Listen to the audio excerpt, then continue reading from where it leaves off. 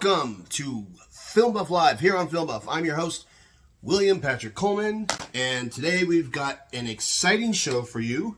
I am thrilled. Okay.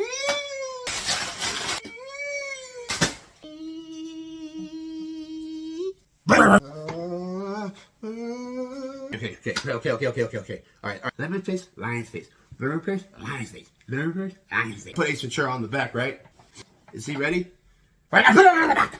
To present a very talented, very recognizable actor. Odds are you flip through the channels and you stop on something and you're watching it and you say to yourself, hey, I recognize that guy. I don't know what I know him from, but I know him from something. I don't know his name, but I know I've seen him in something that I like. He's a kind guy. He's a friendly guy. On tonight's show, we actually have that guy. He is the star of many movies. About 166 titles to his credit. On February 4th, 1994, a little movie that nobody had heard of called Ace Ventura Pet Detective. It cost about $15 million to make, and it went on to gross $107 million and still counting. It launched the career of superstar James Carrey, aka Jim Carrey, and he came out with The Mask and Dumb and Dumber in the same year, raking in the dough, hitting the box office hits after record after record after record. And one of my favorite movies of all time about a super sleuth who only specializes in solving the crimes of missing animals. It gave Jim Carrey plenty of breathing room to perform outlandish actings. It gave Jim Carrey plenty of breathing room to perform outlandish antics, throw himself all around the room in the name of comedy. But today we have the co-star of Ace Ventura Pet Detective. I love having people like this on my show because these performers, even though they're in about 4 or 5 scenes, are considered supporting players, they're considered, co-stars. They're just as important as the main actors and characters, as the creators and the writers and the directors as well. And I can't fucking contain my excitement anymore. Ladies and gentlemen, may I present to you Mr. Troy Evans. Nice to see you. Nice to see you, Mr. Troy Evans. It's an honor to have you on this show. I think your work is extensive and wonderful. How are you doing today? I'm doing good. Yeah? Yeah, for an old guy. Old? You look like a healthy 34. I'm more than double that. What? Oh, man. Yeah. Well, your work sure shows that. Born in Missoula, Montana. Am I saying that right? Yeah, 1948. 19. Wow. Sir, you have a good 166 credits to your name. Are you aware of that? 166? Vaguely, yeah. Yeah. I think you might be one of those recognizable character actors out there. One of those guys that they see you and they're like, oh, I know him from such and such, but for some reason when the name lands, it's not necessarily a household name, which is good. It's good. Although, that's through most of my life, that's been, excuse me, sir, I know you from somewhere. But now, when people see you in the restaurant, then they can go, oh, you know what? It was on ER we saw him, and they can look up on their phone. Yeah. So when they come to the table now, it's kind of nice. They always know my name because they've looked it up before they come over. And you are associated sometimes through character names more. People will come up to you and be like, oh, you're detective such and such, or you're officer such and such. Roger Podactor.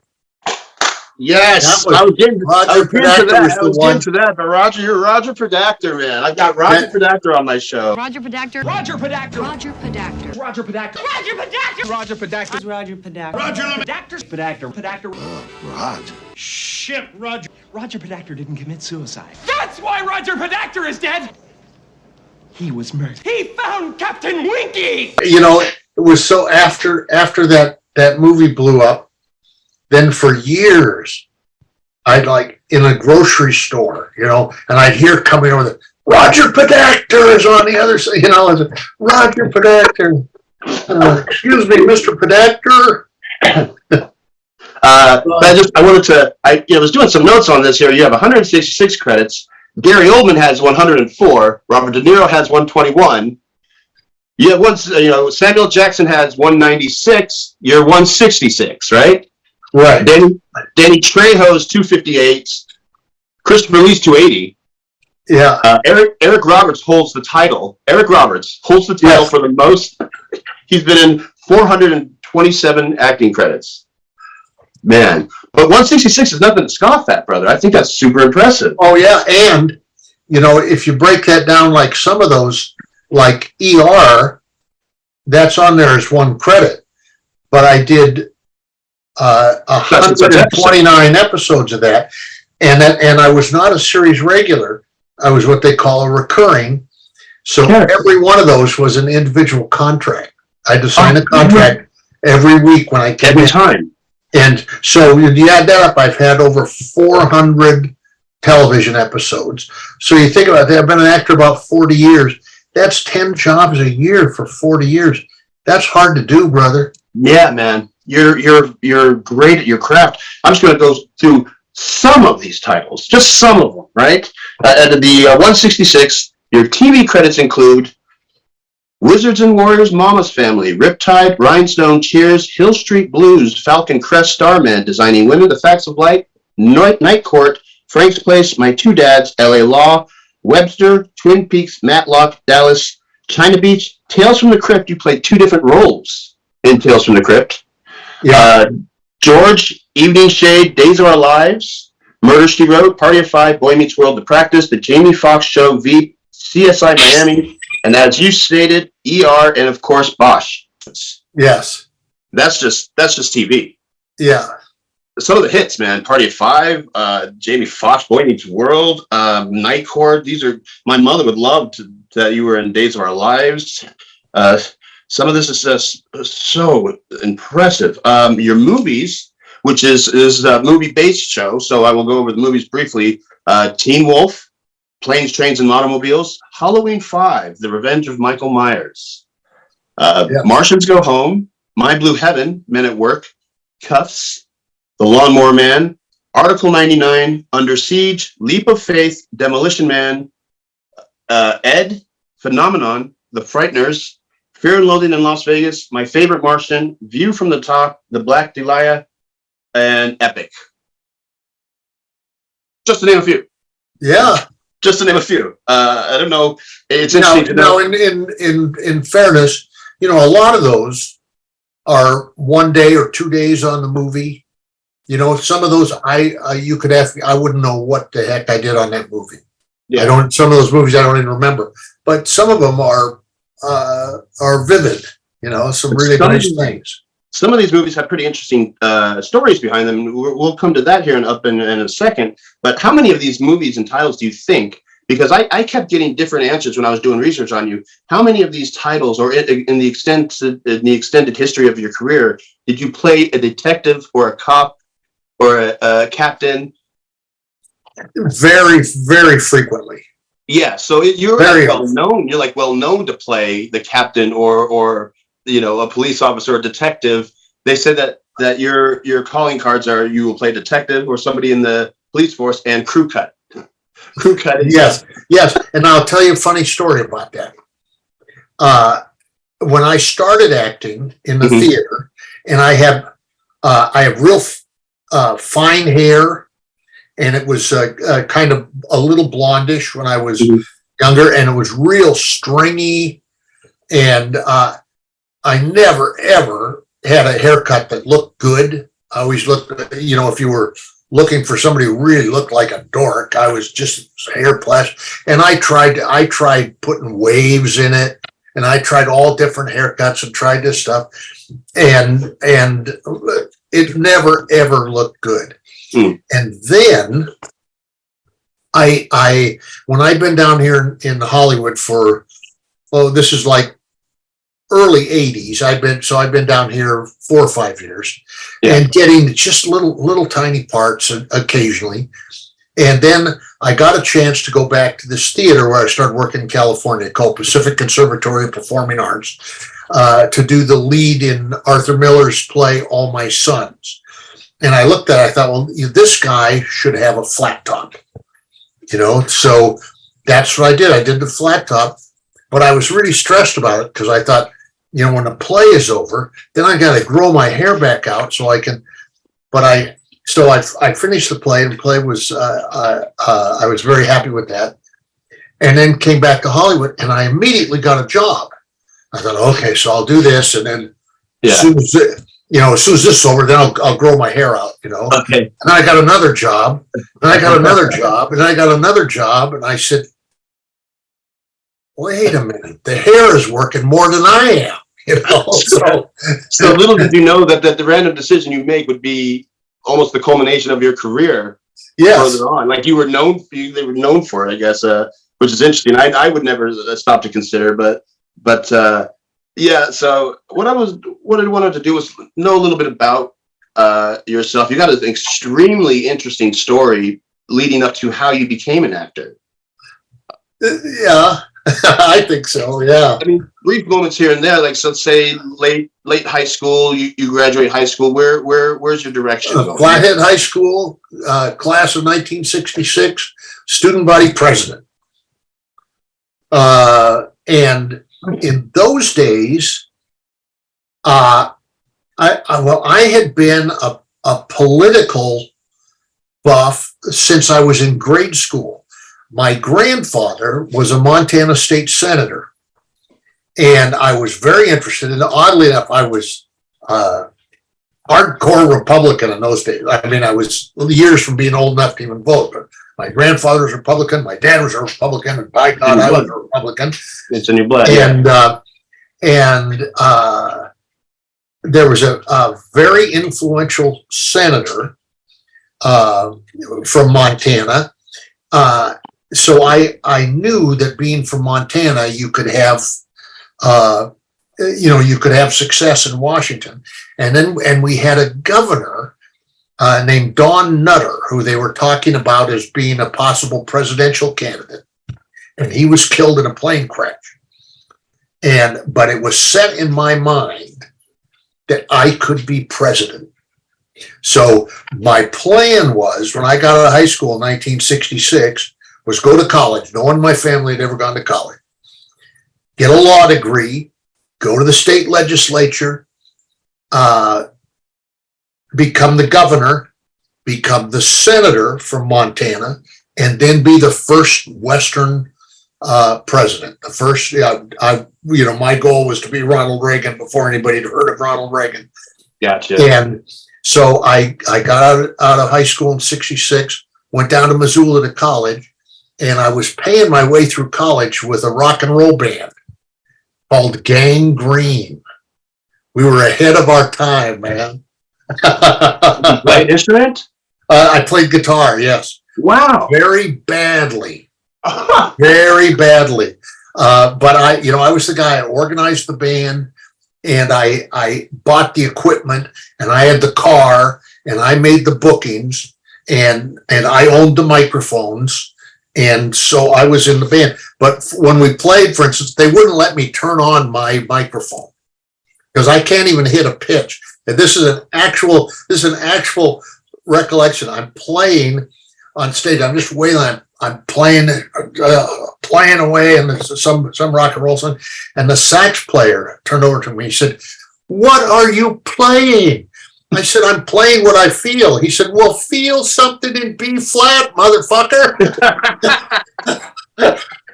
So those guys, I mean, they were my friends, but because I was spending all my time doing rock and roll, I was neglecting that thing of going to class.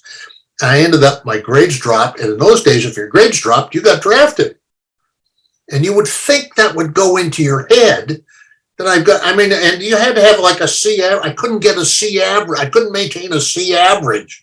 That's how stupid I was, right?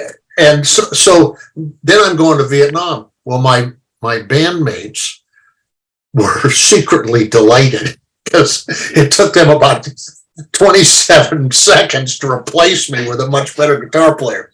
So then I was in the Army infantry in Vietnam, did I think 17 months in Vietnam. And when I came back, I was quite a different person. It was 1968 to 1969. Yeah. Yeah. Yeah. I went over, I think, May of 68 and came home in July of 69. And changed your life.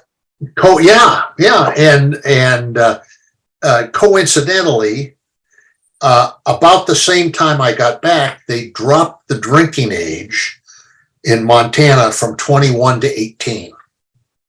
And I took the opportunity to open a rock and roll bar in my hometown up in Kalispell. And it was phenomenally successful, except,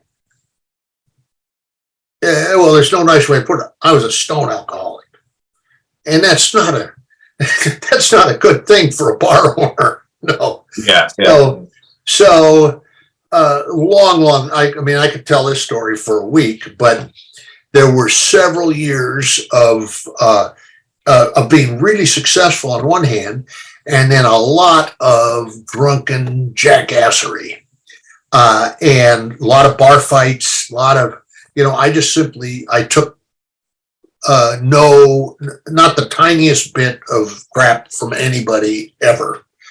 And a guy in the bar grabbed a woman's ass, and just somebody I knew. And I saw this from behind the bar, and the husband intervened, and this guy slapped him. And I went over to the bar and got a hold of him and broke both his legs, skull fracture, brain concussion, dislocated his shoulder, hauled him up to the front door, and threw him out in the street. Now, his friend reacted, didn't he?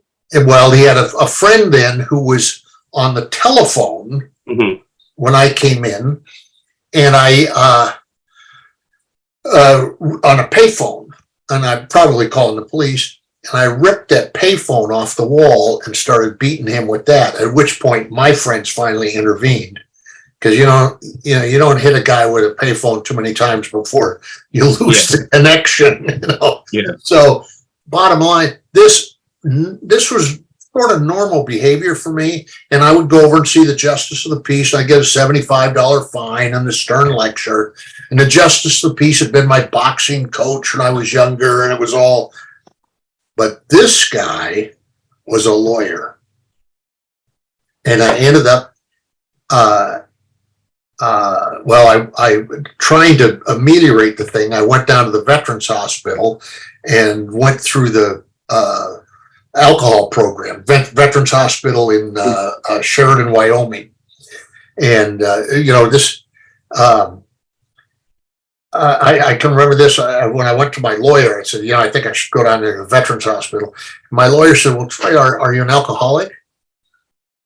And I said, well, no, I'm not an alcoholic. I said, but that's the beauty of it. Since I drink like a fifth and a half a day, I think I can make them think I am. Now there's some clear thinking, huh? So oddly enough, that probably saved my life, because it was a 90-day program, and about halfway through, the buzzer went off in my head. I can remember just having utter disdain for these other wretches who were in this group, and we do this group therapy every day. Yeah. And then one day, about halfway through, I realized that everything they said was exactly what I said. And you realized you were one of those wretches. Yeah. It's just, and so then I went back, and I was supposed to get, I got a plea bargain. I was supposed to get a 6-year suspended sentence. But I went to court. The Monday, got back on a Saturday, went to court on Monday, and the judge isn't bound by the plea bargain.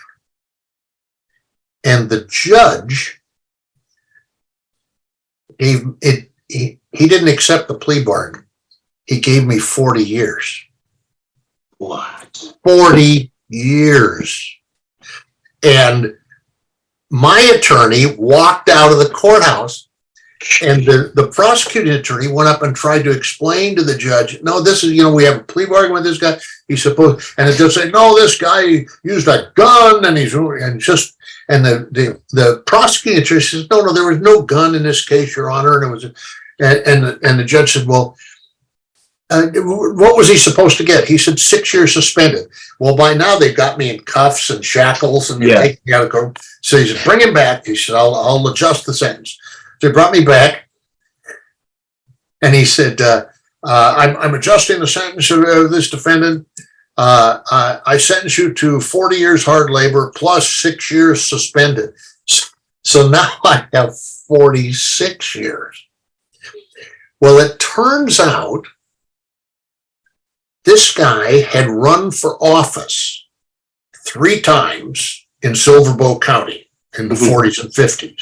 This is the payphone guy. This is the judge. The judge. Okay, sorry. And all 3 times he was beaten by a guy named Troy Evans, my grandfather. Oh my God. So that fact saved my life. Because the whole thing was hinky enough, the changing the sentence and there's a sentencing commission in Montana. And so it went and it took 2 years. So I did 2 years in the penitentiary. But at the end of the 2 years, they kicked me loose. They adjusted, they went, and I should also tell you, because this is living in a state with a small population.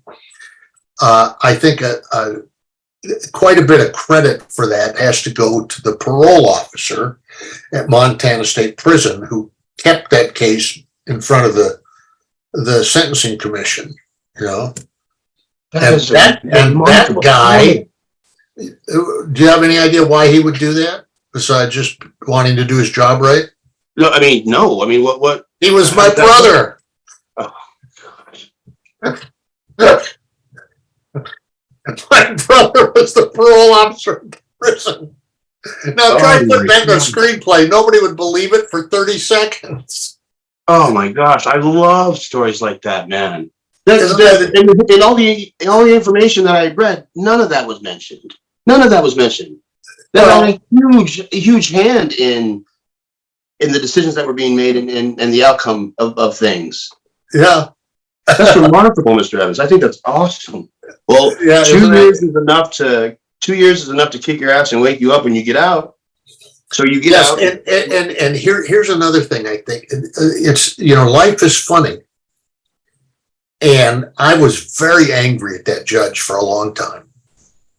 And now I think he saved my life because I am 98% certain that if I'd gotten a suspended sentence that I agreed to a plea bargain to, at some point in 3 weeks or 3 months or 3 years, somewhere along the line, I would have gone, well, I can have a beer, but being in that license plate factory for you to stay sober, I just made the decision. Okay. And I watched these guys. I saw guys who got out and came back while I was there and other guys who were getting out on parole. One guy, a guy named Scooter Bob Cronabush, which is a great handle. And he went to the parole board and he came back. He looked like he was in shock. I said, Scooter Bob, what's up? He said, I can't believe it. They're going to let me go prey on them again. But I was just made up. If I get to the point where I feel like I have to have a drink, then I'll just kill myself.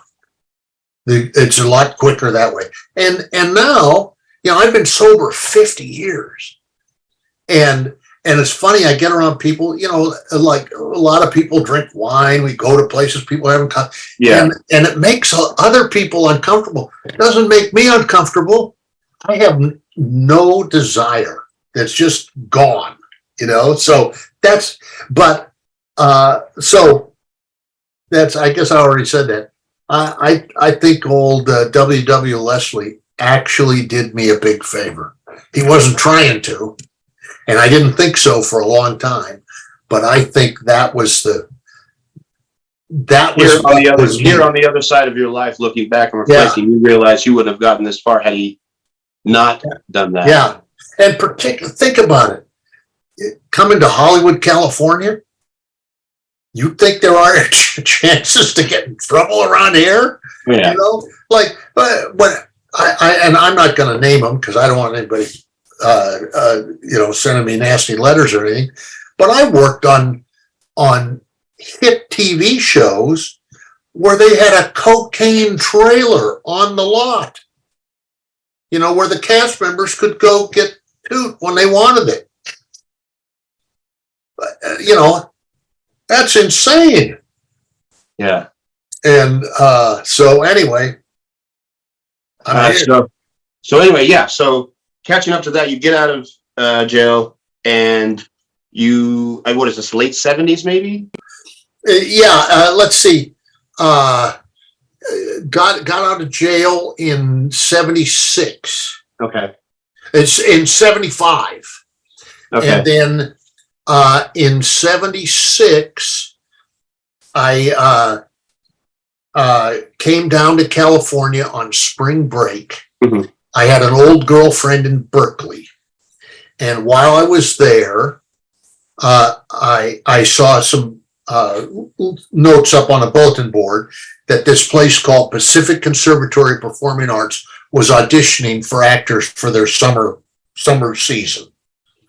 And I knew that this place, PCPA, was at a junior college down in Santa Maria, California. Yeah. And it's funny, I was at Montana State in Bozeman. And so I was not going to go to a junior college for the summer, but I thought good opportunity to practice my pieces. So I went over and crashed the audition and went in. A wonderful guy named Donovan Marley, and he had a accompanist with him, Bruce Seavey, on piano, because they do at this place they do like 2 Shakespeares and 2 musicals and a new play and 2 straight up plays, all in rotating rep in 2 different theaters. It was fantastic program he's running. I didn't know anything about it. So I did my piece. One was Hotspur from Henry IV Part 1. I don't know if you know it, but it would be the same actor in the company who played Hamlet would play this, except Hotspur was the hot-headed young prince. Prince, okay.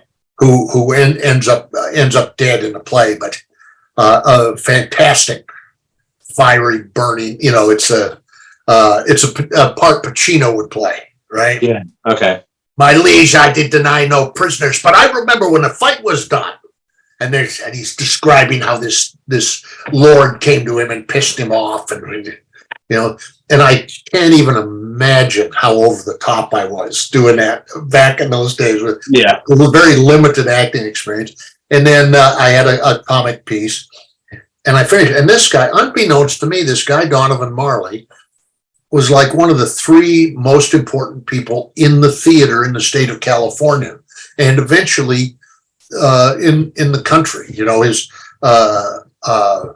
His students have won multiple Tonys, and he ended up running the theater up in Denver, the National Conservatory, for a couple of decades, and very powerful guy. And so I finished my 2 pieces, and he said, "Oh, it's very interesting." He said, "What's your song?" And I said, I don't sing."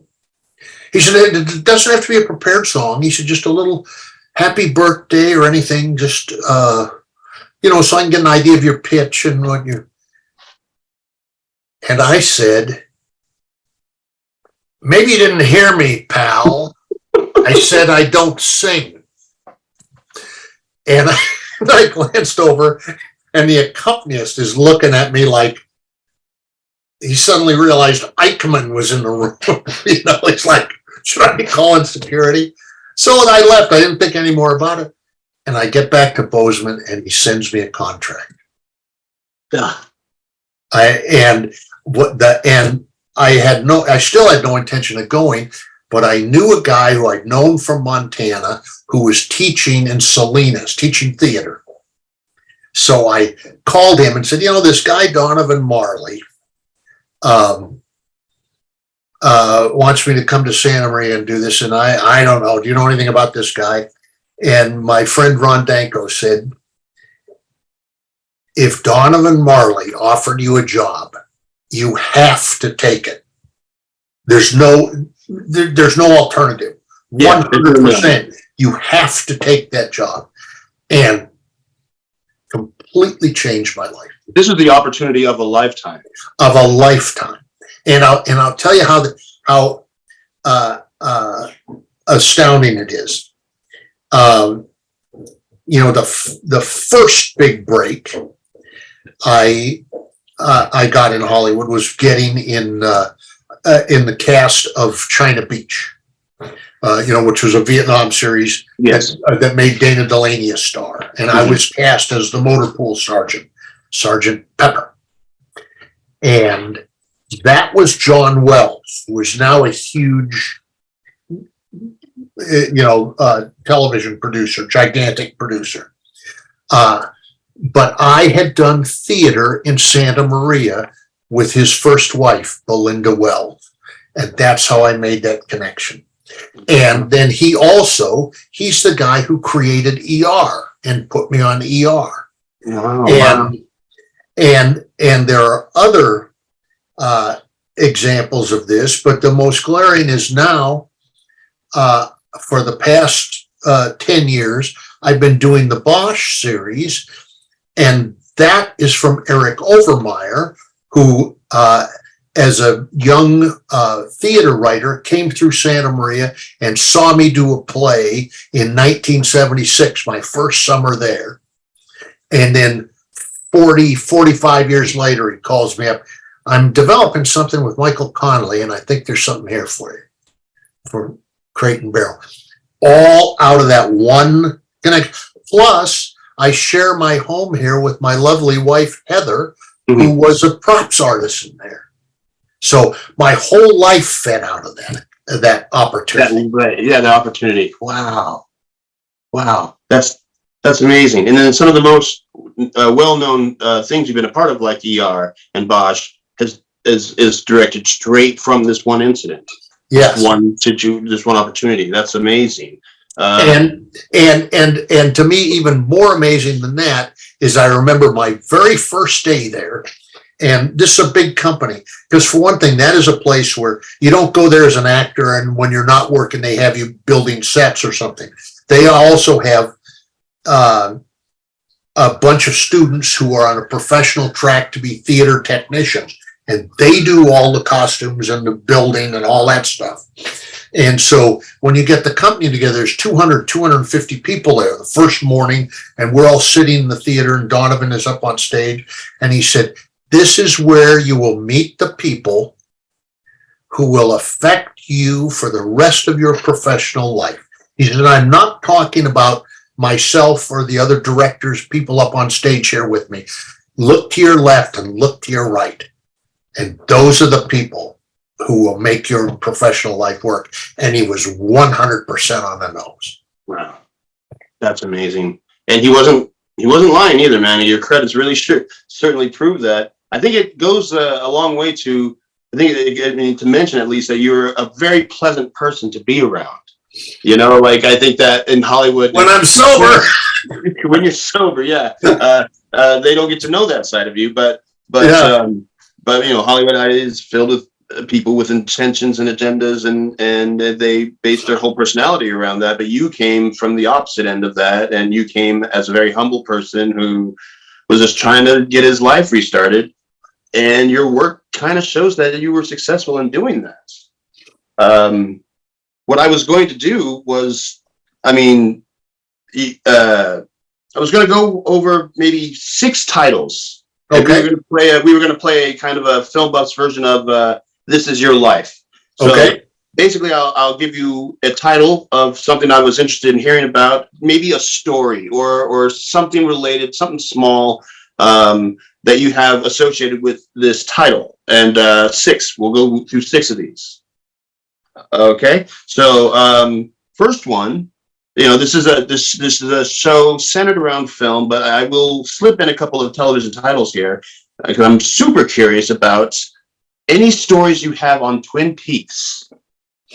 Oh, David Lynch, that genius. well, first of all, now I can't prove this, but I believe it to be true. Mm-hmm. David Lynch was born in Missoula, Montana in 1946. I was born in Missoula, Montana in 1948. Now, that was a small town with a small hospital. Uh-huh. If he was born in the hospital, we were born in the same room. This interview's done. I don't have anything else. That's amazing. That's fate. That's called fate, is what that's called. So then I got on. I got on that little part on Twin Peaks, the principal, mm-hmm. and now real quick, you are the principal of the high school in the very first episode. You do not make an appearance in any further episodes or the movie. No. You make the announcement. You make the announcement on the speaker. I make the announcement. Okay. And I was very. I had a lot of trepidation because David Lynch, his style is so strong, so I assumed he knows what he wants. So what I decided to do was learn that speech, absolutely just burned into my brain. And then I was going to go in and do it just as what I call oral typing. When we did the rehearsal, I was just going to just say the words as simply as I possibly could, so he knew I knew the scene, and then let him tell me what he wanted. So we're up in Snoqualmie, Washington, in a real high school up there, and my call was like 6 a.m. and about 6:45 they called me over to the set, and they had that all set up. And do you remember what that looked like with they had a little counter there with the microphone, and then all the switches behind, and they'd already lit it with a stand-in, and everything was ready to go. And I sat down, and I assume you're familiar enough with this process that a simple little scene like that can take 4 or 5 hours to shoot.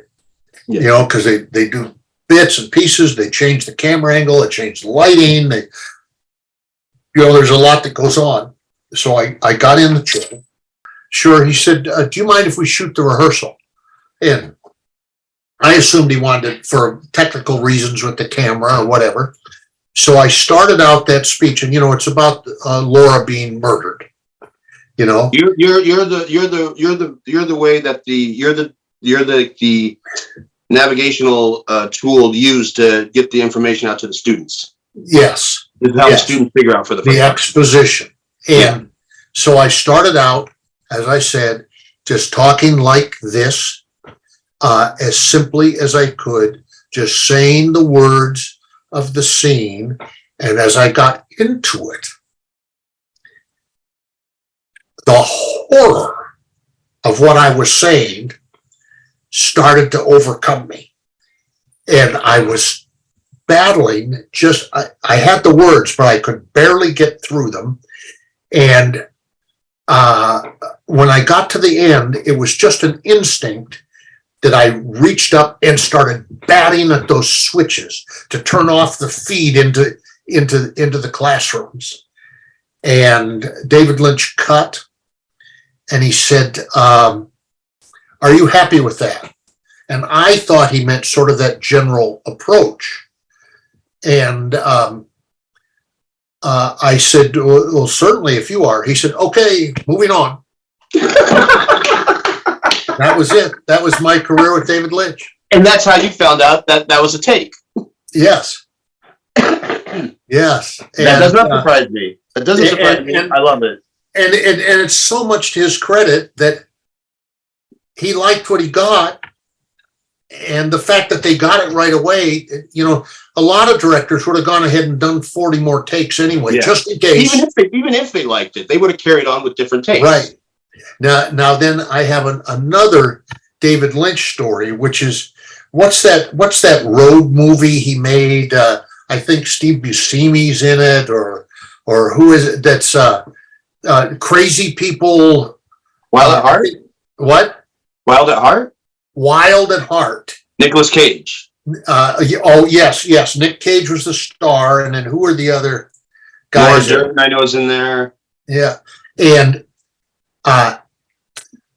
David Lynch had me come in and read with Nick Cage, and it was for one of those crazy guys in that group, and he got real aggravated with me.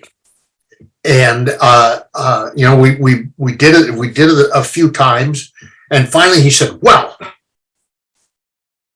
he said, "with your background, I thought you'd be a lot more threatening." So he wanted the young Troy Evans. yes, and you know what? I've thought about that. At the time, it felt like a big failure to me. Mm-hmm. And now I have a feeling that, if I want to be scary, I can be, mm-hmm. But I don't want to be, and in that audition, and there've been other cases like this going, and some actors live for that. That's particularly young actors that they're playing a guy, and the guy is so horrible, and I don't enjoy it. I don't want to do it. I don't want to be connected to that kind of behavior, even in make-believe. Yeah, well, the performer has to mentally take himself there, and you don't even want to do that. Yeah, because I am vividly aware of the real possibilities, and I'm a guy.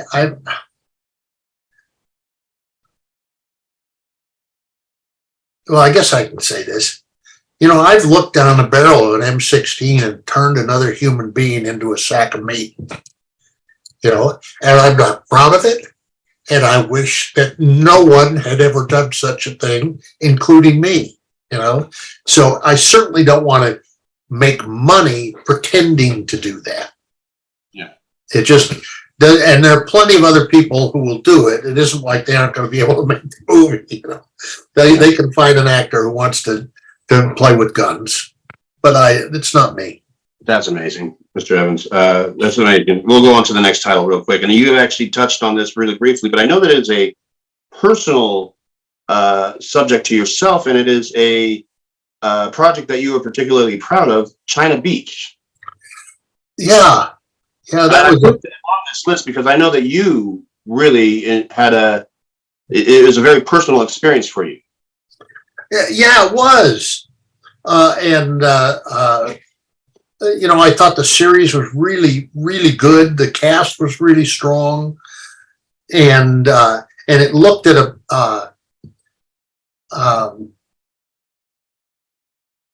part of a war situation that isn't normally looked at. It was all based in the hospital, mm-hmm. where people were being treated, and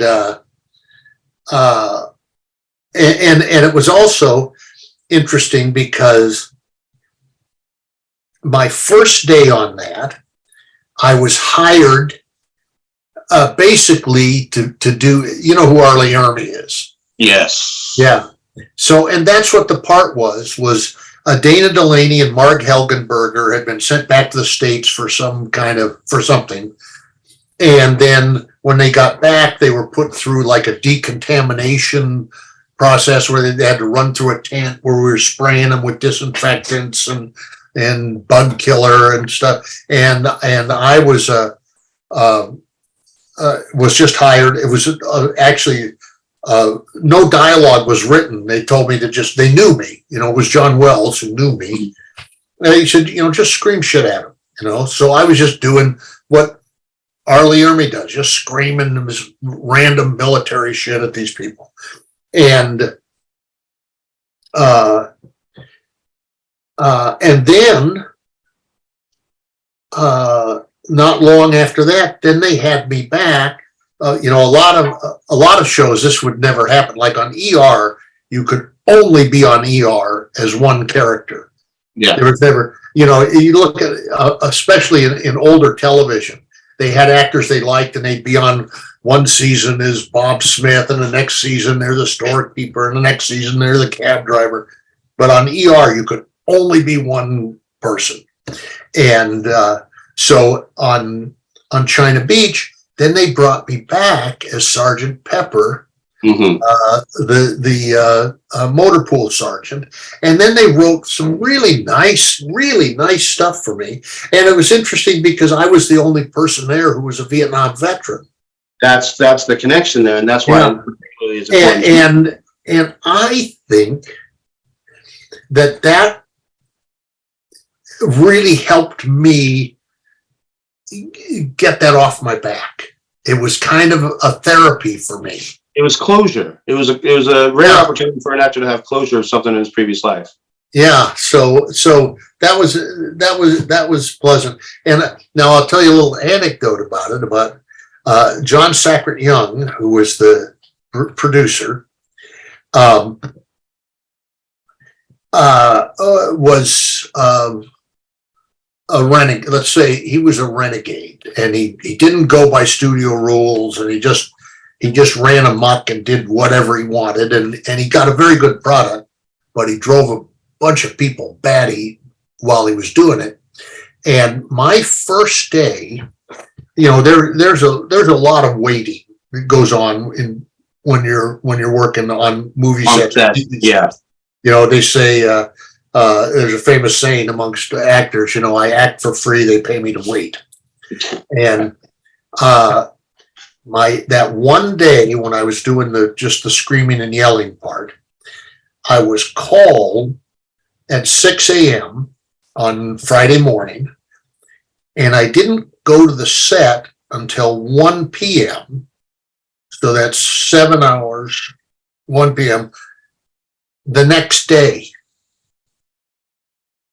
I'd been there 31 hours straight before I went in to do that part. And I was hired for, I think, like $500. And I think I made $9,500 for that one little screaming scene, because it turns out when you go over 24 hours, the union penalties get pretty steep. So made me very happy. It didn't make the producers very happy. We're trying to balance the books. But that, yeah.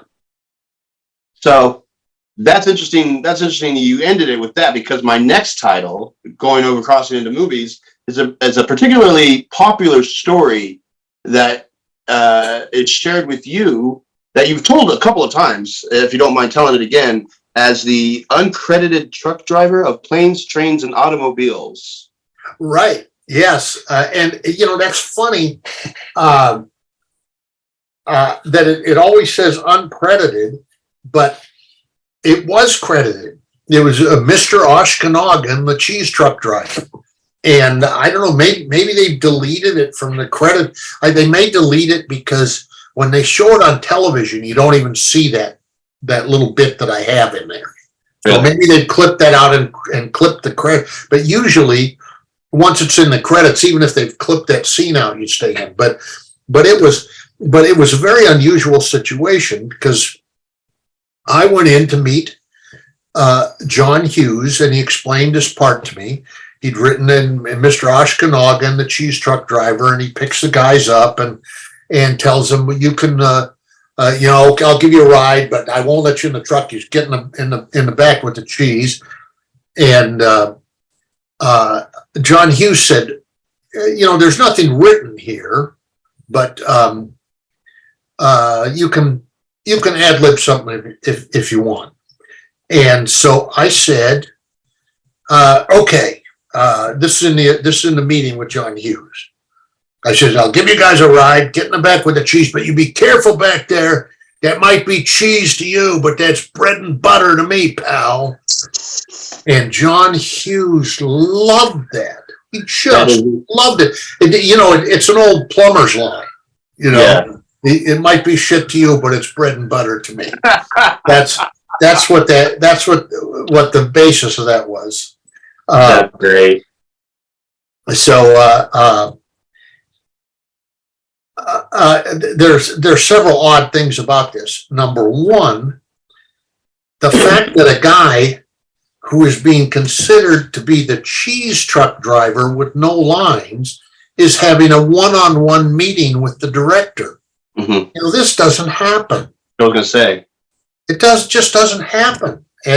But it tells you how important the whole movie was to John Hughes, and his idea of how you make a movie is putting all those pieces together. Well, that kind of makes sense. That kind of makes sense in the bigger aspect of things, because these are two gentlemen that are going through a series of characters and traveling to get to their destination. So they're running into different stories and that involve particular people that he wrote. Yes. So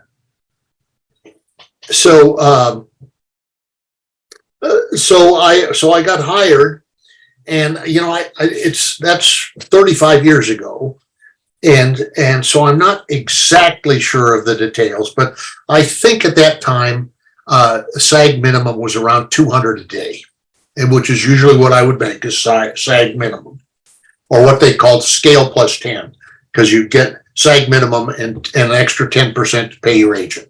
Mm-hmm. That's how actors like me work, scale plus 10. But then I got notified that I'd been hired for $1,000. $1,000. How many days of work did you do? What? How many days of work did you do? Well, I was hired for one day. Yeah. And where I was is we had an apartment in Mid-Wilshire, Heather and I did, and our rent was $300, and we didn't have it. And now I've got a job, one day's work, that's 3 months rent. And then my agent calls and says, they decided they're going to shoot that scene in New York. And I said, so does that mean I'm off the movie? He said, no, you go to New York and do it. I said, well, this is how green I was. I said, how am I going to get to New York? That'll take my whole $1,000. He says, no. They'll pay you. They'll get you an airplane ticket, and you'll get a travel day there and travel day back. You'll be paid for those. I said, well, how much will I be paid for the travel days? He said, $1,000. Now I'm making $3,000. Like, holy shit. So then I get to Buffalo, New York, and I get in a hotel, and then a Teamster comes to the door, and he gives me $150. And I'm like, hey, I don't know what's going on here, but I'm supposed to be getting $1,000 a day. And the Teamster's like, not from me. So this is your per diem. And I had no idea. I'd never heard of per diem. I said, what's per diem? He said, that's your drinking money. That's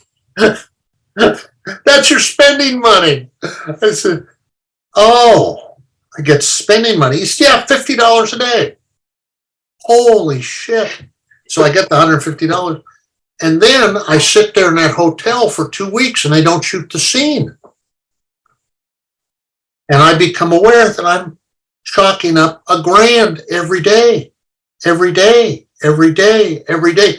Then they call me from the production office. We're moving to Chicago. I said, okay. Does that mean, am I going back to LA? Am I off the movie? And he says, no, you go with us. I said, okay, so go to Chicago, and they put me in the Westin O'Hare, which I had no idea that hotels like that existed.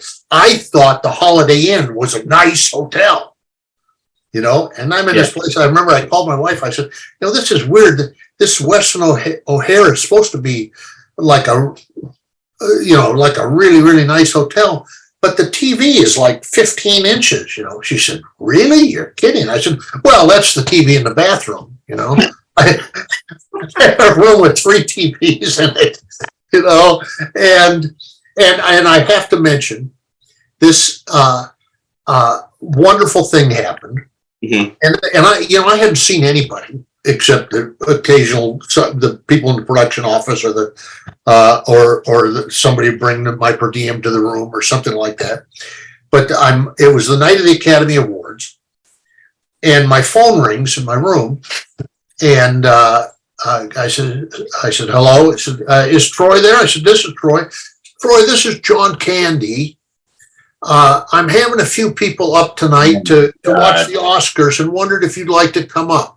Are you kidding me? I said, well, yeah, I'd love it. And I'm very excited because, the producers will be there. The director will be there. I'll get to meet Steve Martin. I'll be sort of getting in the club a little bit, Yeah. And so I didn't have any decent clothes. I'd left home with an overnight bag, with a change of underwear and a shaver in it, but I cleaned up as best I could and go up to John Candy's room. Well, the director wasn't there. The producers weren't there. Steve Martin wasn't there. You know who was there? Everybody on the movie that was like me. Everybody who was nobody. Oh my God! That's who he had up. That's who John Candy. All the one-liners, all those people. That's who John Candy invited up to his room. And then he got about $1,000 worth of room service, and like 20, 25 pizzas. It was just food just kept coming and all. Well, I had more money than I'd ever had in my life, And so when the Academy Awards were over, I went over to John. I tried to slip him $200 to help with the room service. And this I'll take to my grave with me. He said, Troy, that's been taken care of. That's been taken care of. What a sweet, wonderful guy. That's amazing. I'm there in that hotel for about 2 weeks, and then it was time to go down and get another week's per diem. And I went down, how they turn one. Have you ever seen this where they just turn one aisle of hallway in a hotel has become a production office. All the doors are propped open and they got files out and all this stuff. And I go down and it's just a hotel hallway. There's nobody down there. There's nothing. I go down to the front desk. I said, where are the planes, trains, and automobiles people? And they said, they left. I said, they left. Oh, I said, when? They said, well, like 3 days ago. It's like, holy shit. I said, well, where'd they go? They said, well, they went down to St. Louis. Do you want their number? I said, yeah. So they gave me their number. Go to the room. I called production office down there. I says, yeah, this is Troy. I was just, yeah, Troy. They said, where are you? I said, I'm in the hotel in Chicago. This is a verbatim quote. They said, well, you probably should come down here. So I go down. So I spent a couple of weeks in St. Louis, and then I'm sitting in my room in my underwear, having dinner, watching the news, and my phone rings.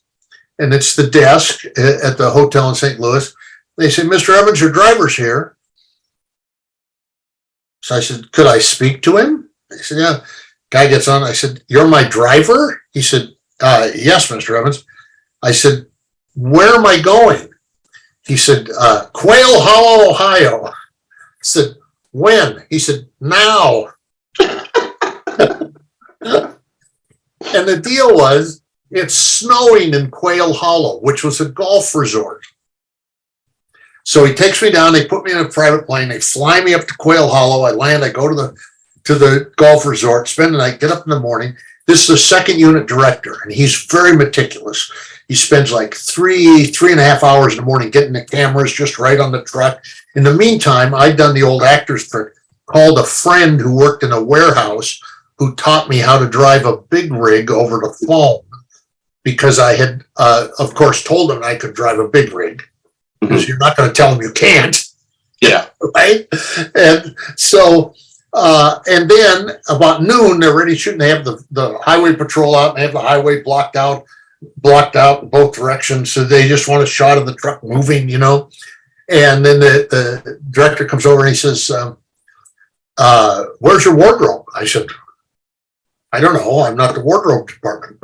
They said, didn't you bring it with me? I said, how would I bring it with me? I've never seen it. You know, I don't know. So my wardrobe, by the way, was a plaid shirt. Mhm. Okay. And I mean, you know me a little bit now. On any day of my life, you could put me in a truck. Like if you stuck me in a truck right now, would you not believe that I looked like a truck driver? You absolutely sell it just by the look. Yeah, right. It's like, what? And from where we were standing on the other side of the highway, you could see a Kmart, where I'm pretty sure you can buy a plaid shirt. Well, I'm pretty sure truck drivers buy their outfits anyways. Yes. But they called down back to St. Louis, and they said, oh yeah, we have his wardrobe down here. We'll fly it up to you tonight, and you can use it tomorrow. So they take everything off the truck, shut everything down. We all go back in the resort, and guess what happens? All the snow melts. Oh my gosh. So then I was in like 5 more cities, 51 days. I finally shot the little scene in Kankakee, Illinois. And so I went home, and we moved out of our little apartment where we owed the $300 rent and bought a house. You put money down on a house. That's the end result to one scene of Planes, Trains, and Automobiles. Very successful movie. Definitely made its money back. You know, that's like a traditional holiday movie now. Yeah, where people watch that every year. That's one of John Candy's best movies ever made. Steve Martin's best movie ever made. It is one of the perfect Thanksgiving movies, I believe, ever made. And that's a great story. I love that story. We'll do got 3 more here. We'll do a couple small ones. The Frighteners. Oh, I'm a big fan of the Frighteners. I really like Peter Jackson's work, but the Frighteners in particular, I think is a painfully underrated movie. Yes. Now, do you know where it was shot? New Zealand, I believe. New Zealand. That's his stomping ground. Yes. So that was wonderful job. I've had very few overseas jobs. Yeah. And that was Heather went down with me, and not for the whole time, but she came down for a couple weeks, and we just had a wonderful time. You know, I'd known Michael J. Fox from Teen Wolf. Yeah. And we got about halfway through that movie, and it was really weird. It's like he'd had a psychotic break or something. You know, he got very hard to get along with, and things, and it took me years to find out. That's when he got his diagnosis, and he was trying to deal with the fact that he was a young man and he was boned, you know, and he's become kind of a hero of mine now, because I think he's dealt with that medical diagnosis with great courage and great charm and great, you know, he's a champion. Yeah. Wonderful one. Yeah, he's a fantastic actor too. And then, as well as being a Back to the Future fan, a Spin City fan, I'm a big fan of his work, and I'm really glad he's, you know, still around now. And I like to listen to what he says. He seems to have had a lot of history and knowledge on the industry and struggling with that. But you've also been friends with another particular actor who I'm a big fan of. That was in that movie, Mr. Jeffrey Combs. Jeffrey Combs, who I met that when we were talking earlier about my first job, the job in Santa Maria, PCPA, Jeffrey Combs was there first year, 1976. And he was one of the two people that Eric Overmeyer, who I now been working for 10 years on Bosch, came down to see in Santa Maria. So, he's outlandish in that movie. I absolutely love him. And upon discovering him in that movie, I went back then and watched Reanimated, and I just watched all of his work. I met him briefly. He's a remarkable actor. I think he's fantastic. Oh yeah, he's yeah. Tell me he's a nice guy. And really unique, and a wonderful guy. Wonderful, that's great. Wonderful. Yeah, I really like that dude. Was Peter Jackson cool or what? Oh yeah. Yeah, this is pre Lord of the Rings. This is pre King Kong. This is Peter Jackson in his Sam Raimi day. Like, I always thought they were similar, Sam Raimi and Peter Jackson, as far as how their careers went. But this was like, I think back then he had done the movie with Kate Winslet, Heavenly Creatures, and Dead Alive, I think, was a little bit before Frighteners. But I think Frighteners was the first time he had worked with CGI, and that was why it was a particularly important movie to him. Yeah. But it's like a rated R Ghostbusters. Anybody who hasn't seen it, they should definitely take the time to see that. It's a great movie. And I'll tell you, do you want to hear a story from that movie? Yeah, please, absolutely. There's something about Peter Jackson. At the very end of the movie, Michael J. Fox has his new partner. His wife was killed by the fiends from hell, and he's gotten past that. And so now he's, and this is the scene that shows he's moving on with his life. So he's down, having a picnic down on the lawn, way below, and way up above behind is the house, the unfinished house that, that he never finished the house because his wife died, and he was living in that just framed in mess and then in between is this passageway. And so Michael J. is down here, and up here is the house. And I drive in the middle in the police car. And the police car was what they call a picture car. It was a piece of shit that they put in the movies. They get a car that's the right thing, and they blow a coat of paint on it. And like the inside, the panels weren't even on the doors or anything. It just looked like a cop car when you pulled up, and and they shoot it so they don't show the unfinished parts. And that's a lot of that goes on in the movies. They get it good enough, they can get a picture of it, and that's what they. So this, to show that what's taken place emotionally, they're having their picnic. I come in to tie up some loose ends, some exposition, and simultaneously a bulldozer is pushing that house off the cliff, saying, I remember this. Okay. He's moved on with his life. He's moved on with his life. That's the whole deal. But this is a one-take shot, because when you're done, the house is over the side of the cliff. Yeah. So we rehearse it way more than you normally would for a movie shot. Usually you get a loose idea and then you play it and see what happens, and then do it a few more times after. But this time we don't have that option. So say we've rehearsed it like 15 times. Everything seems good. They start the scene. Michael J. Fox and the young woman are doing their scene down here. The bulldozer starts taking the house off the cliff. I drive my car in and start talking to him, and I have to get out of the car to finish the conversation. And the car door will not open.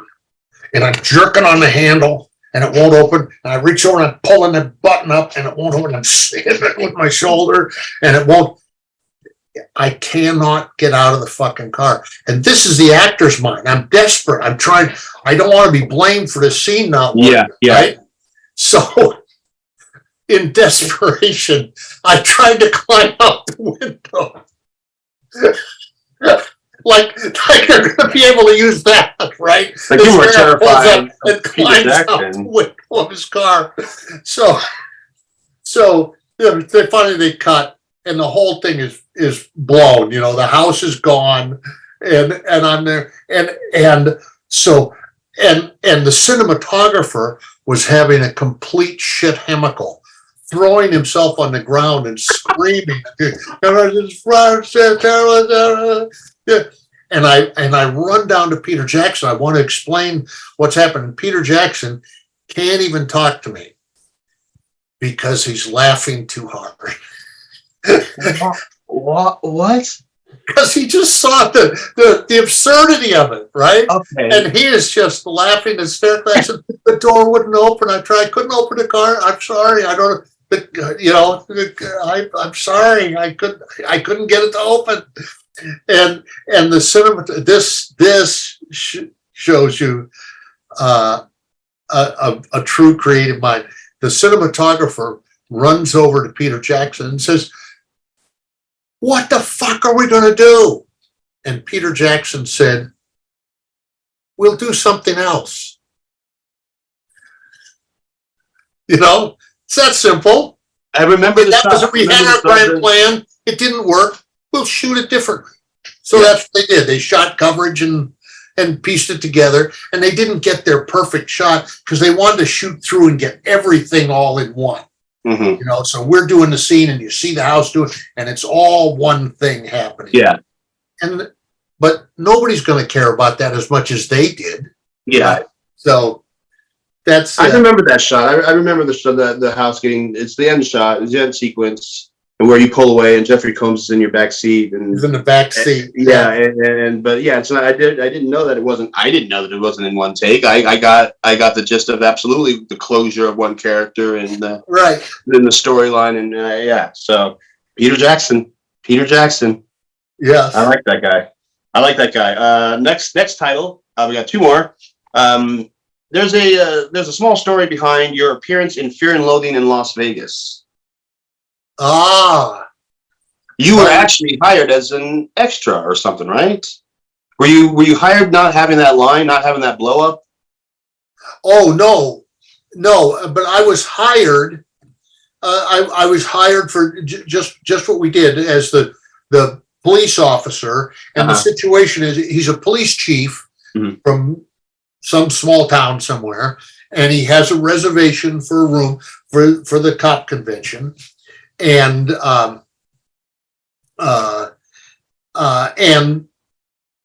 they won't honor his reservation. They're overbooked, and they tell him you have to go stay somewhere else, and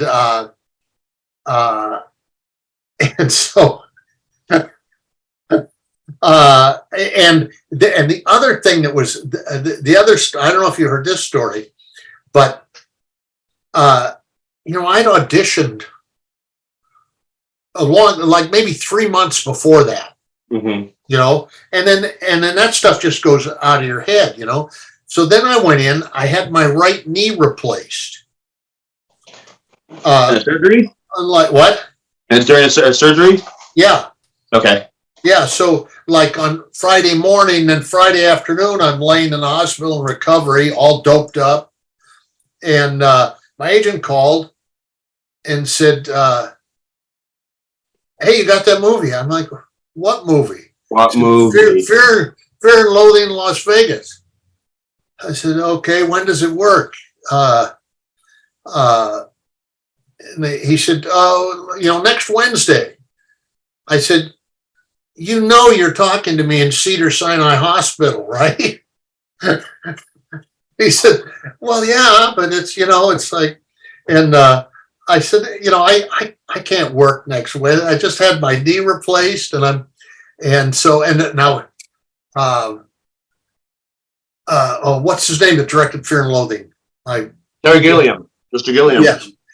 Yes. So, and I'd had a good audition with him for this part. He'd liked me. So my agent called back and said, Troy can't do it. He just had his knee replaced, has a huge scar in his leg, and he can barely walk. And Gilliam said, oh, that just made him want me more. He's got a scar on his leg. Oh, Jesus. So So we shot it in Las Vegas, and I flew over there, and Heather went with me. They paid for Heather to come and sort of be my assistant. And then I got on the set, and this sticks out in my mind, that while I was there, I would do the scenes without my crutches, because that's what actors do, But then as soon as they cut, then I was in total collapse. And there was a guy there that would bring me my crutches, and he'd go between takes and get me Cokes and shit like that. And that guy's name is Johnny Depp. That son of a bitch. Yeah. That's just, was just so fucking nice to me. That's so great. And at some point, Gilliam said, it's okay if you get mad about this, so we did a take. And I said, wait a minute.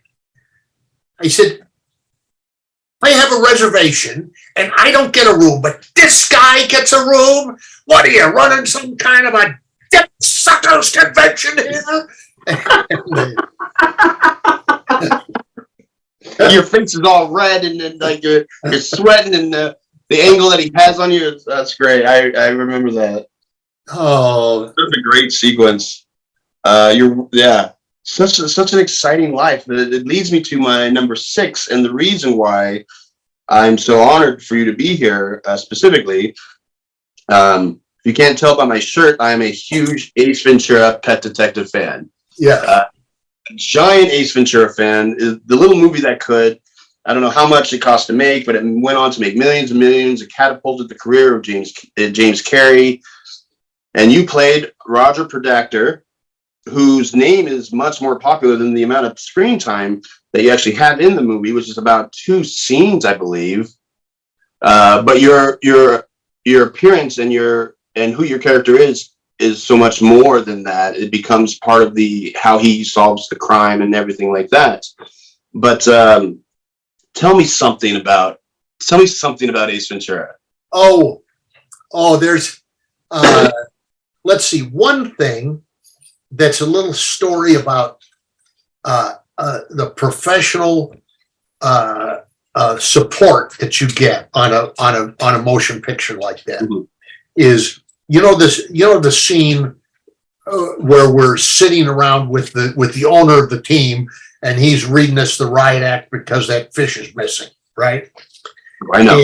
And he's talking about how people are superstitious, how stupid it is, and one of the guys hasn't washed his jock strap in 3 years because he thinks flies are lucky or something. You remember that scene? Yeah. So we're on like the 3rd floor of the City Hall in Palm Beach, Florida, and we rehearsed it, and we were just about ready to shoot, and it occurred to me. Do you remember the little Lotsie with the rabbit's foot? Yes. I thought we were just ready to shoot it,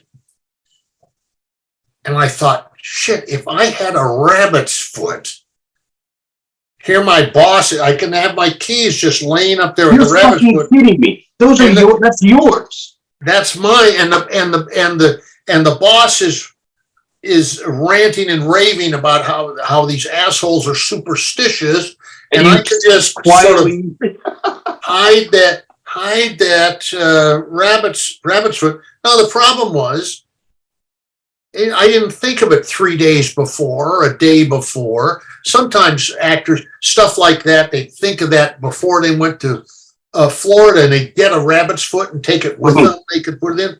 But I called a prop guy over. I said, do you guys have a rabbit's foot on the truck?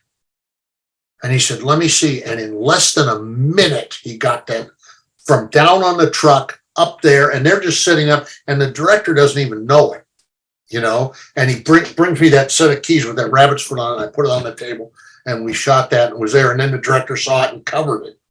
you know, me do. But that was,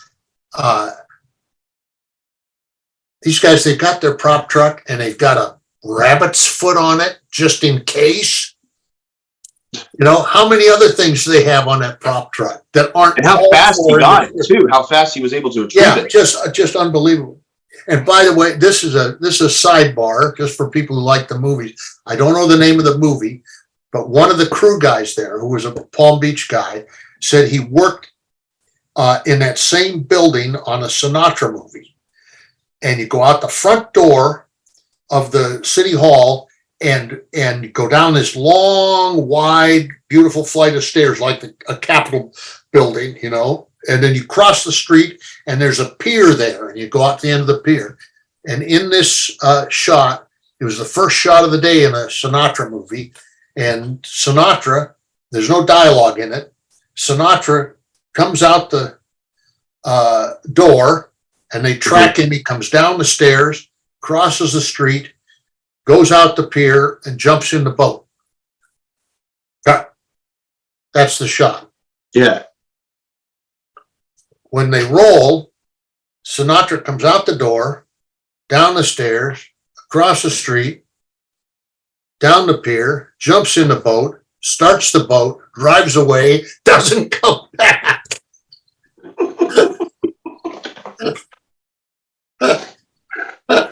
That's awesome. You don't know the title of that movie? And you were talking about the money Ace Ventura made. On Ace Ventura, Jim Carrey kept talking about this movie is going to do $200 million. And at that time in my career, I was doing a lot of these that was a relatively low budget movie. You know, little comedies here, this, there, the little things, you know, and lots of them you'd never hear of them again or whatever. And he kept saying, this is going to do, I'm telling you, this is going to do $200 million. And I'm just thinking, I want some of what he's smoking. You know, it's just $200 million and his dolphin movie. Yeah.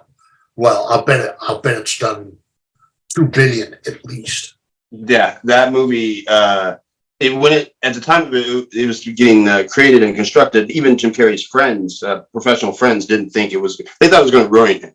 They thought it was going to ruin Tom Shadyac, the director. And man, not only did that movie do fantastic, but he came out with 2 movies in the same year, and they did fantastic. So it was just this rolling ball of success for him that kept in it. And I love the movie. It's so colorful. And I remember I think I was maybe 12 years old watching that movie, thinking I was just so amazed that a performer could get paid that much money for acting like that.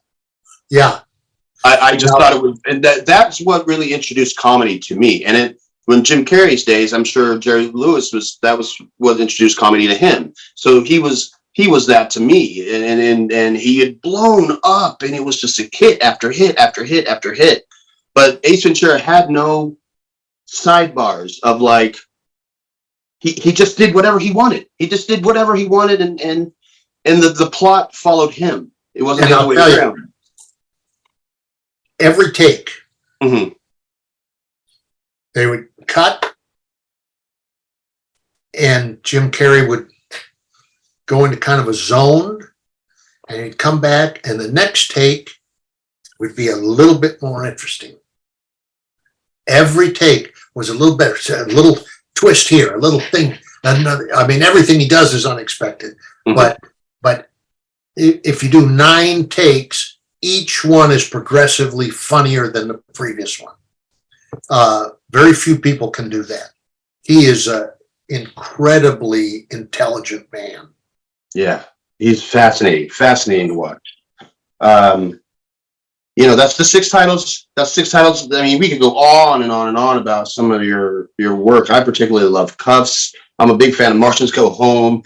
But those are 6 that I think. Hey, have you ever seen Article 99? I've never seen the article. Well, it was Kiefer and Ray Liotta. Kiefer Sutherland, Ray Liotta, Forrest Whitaker, Eli. I know I've seen it. It was a long time ago. Kathy Baker, Leah Thompson. Yeah. Leo Burmeister. It was. If you ever get a chance, see that movie. You know that movie. It was done at Orion, Howie Deutsch directed it. Uh-huh. It was, it's a real dark comedy shot in a veterans hospital. And Orion was bankrupt. And they had like 15 movies on the shelf. And you probably know this. It costs about twice as much to release a movie as it costs to make it. Yeah. You think you got to make copies for every theater in America. You got to buy ads everywhere. There's a whole thing that goes on. And Orion had nothing. Now, I mean, they had movies, but they had no money to promote. To release them, yeah. So they picked Article 99 for the obvious. It's because they had Kiefer and Ray Liotta and Forrest, and it was just this awesome group. And they thought they were going to platform it, which means open it in like a few theaters in movie friendly places and get some buzz going, and assuming that there would be a certain number of people that would go to the multiplex and go, wait a minute, this movie has Ray Liotta and Kiefer Sutherland and on down the line, right? Mm-hmm. And that they could get that movie going that way without spending promotion money on it. And it opened the same fucking day as Wayne's World. Oh my God, March 92. Yeah. And I don't think it did $1 million box office total. But it was, and that movie is the movie that might have moved me up a notch in the movie business if that movie had gone big, because I had a critical part in that movie. Also, as a veteran, I really that's the people I hear from all the time is veterans who've seen that movie say, yeah, that thing, it had to do with the problems people have trying to get medical care and so forth. Yeah. But I'll definitely pick that out, guys. It's worth seeing. But to end this, I would, if you don't mind, it's a personal, it would be a personal achievement of mine if I could go one-on-one with you for a sequence that you did for Ace Ventura. See, when I was a kid growing up, I did the scene that you actually were talking about with the rabbit's foot, where I did an impersonation of Noble Willingham, who was the actor who played your boss in that scene. Yes. And my friends and I we'd spitball back and forth and back. So I think they would just get a real kick out of me actually doing the scene with the man who played Roger Podactor. And just so happens you have one line in that scene. It is a minute-long sequence, and Courtney Cox has a line too. I'll say that line off to the side. But would you mind? Is this Don? She didn't mean anything by that. Yeah. Okay. I have to tell you something else. This is a small world thing. The movie I was just pitching to you, Article 99. Yeah, Article 99. Noble Willingham is also in that movie, and he plays like the head of the Veterans Administration or an investigating body or something who shows up and straightens things out in the end. But he'd been around for a minute in the 90s. Yeah, he was a funny guy. He was a oil field. He managed money for oil field operations. Mm-hmm. It was not like an oil field worker, but like the money guy out there for like a full career, and then retired and came to Hollywood and became an actor when he was like 60. Interesting guy. Yeah. So how does the scene start? The scene starts with, it has a shot of the dolphins in a picture on the wall, but Noble's face kind of comes into frame, and he's just chewing your asses out. He's just bewildered by the fact that a dolphin got kidnapped. As ridiculous as a thing as that is, but he, of course, understandably, would be quite livid considering the importance of this particular animal to the team that he represents. Right. And so, I'll give it a start. And do you know your cue? I don't know my cue. Your cue would be when you hear the word Jacques Cousteau. Okay. And your line is in defense of Courtney Cox. Right. Okay, so all right. Who's a really nice person, by the way. Great to know. She was super pretty. I used to really like her back in the day. All right. So this is so exciting. All right, here we go. Roger, let me ask you one question. How the hell do you lose a 500-pound fish? What? I'm sorry, it's not a fish, it's a mammal. Well, thank you, Miss Jacques Cousteau. Dawn, she didn't mean anything by that.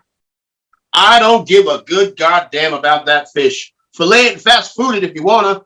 All I give a damn about's winning the Super Bowl. Now, my athletes have got to have their head in the game. Shit, Roger, you've been in this business a long time. You know how superstitious these players get. I got a quarterback who turned his socks inside out hat since high school. I've got a linebacker who has not washed his jockstrap in 2 years because he thinks flies are lucky. Now, I've got to have that animal on the field Super Bowl Sunday. Find the fish or find new jobs. Scene. How'd I do? Fabulous, you're hired.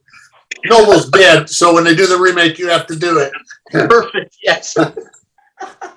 we love his and that's the only scene he's in, by the way, of the movie. He's credited in there, but that's the only scene he's in.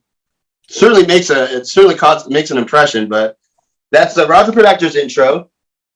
You do have another funny line in there, which is, if I'm walking funny, it's because I've got such and such reporters on my ass. Yeah. Oh, See, man. I'll tell you, here's another little tidbit about that. The word got out in Miami. We were shooting there in the football stadium, Mm-hmm. and the word got out that we were doing the movie down there. Yeah. And about every 30 minutes, there would be a different ice cream truck outside. Okay. And they would drive around and play their music real loud. And the second AD would go out and buy all their ice cream and pass it. They'd go away, and then another one would come. That's awesome. Oh man, Everybody has to make a living. This has been such an honor and a privilege to talk to you today and to have you on. It means the world to me. Your work is so wonderful, and your stories are so interesting and inspiring. You have 2 more credits, I believe, coming up here on top of your 166, a short film and an actual film of some kind. Oh, well, let's see. I just did a student from Cal Arts reached out to me, and he had his final project, his senior project. He wrote a little movie about Alzheimer's. It's called One Beer, and it's just about like a 15-minute movie. And I just thought it was wonderful, so I did that, and I have high hopes that he'll do well in the. You take those little movies and put them in festivals and stuff. Yeah. Hope to get some juice out of it, and then. I don't know. What's the other one? Do you know? I don't have it written here. I don't know that it even says completed yet, but yeah, I didn't even bother writing it down. I just was curious if you're still retired or not. Now I hold on. I have to look myself up on IMDb.